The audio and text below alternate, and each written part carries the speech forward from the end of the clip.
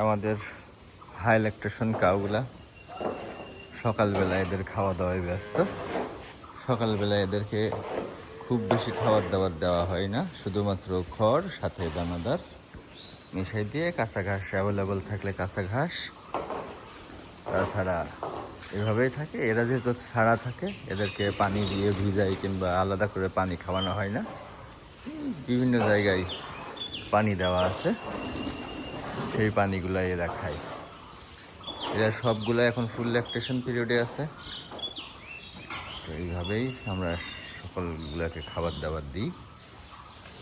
এখানে আমাদের গরু আছে 44টা এই শেডে।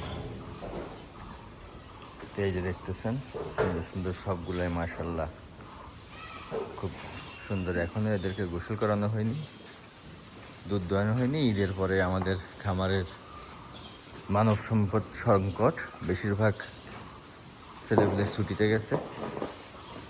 আশা করি আজকে সবাই চলে আসবে। চলে আসলে তারপরে আবার এদের অরিজিনাল রুটিনে ফেরত যাবে। এক একটা গরু দেখতেছেন সবই মাশাল্লাহ বেশ বড় বড়। কিছুদিন আগে এদের উপর দিয়ে খুব বড় ধকল গেছে, সবগুলাই প্রায় জোর ছিল। এখন আলহামদুলিল্লাহ সব ঠিক হয়ে গেছে। তো এই হচ্ছে, এইভাবে ড্রামে পানি দেওয়া আছে, ওদের ইচ্ছা মতো খাবে আর ঘুরবে।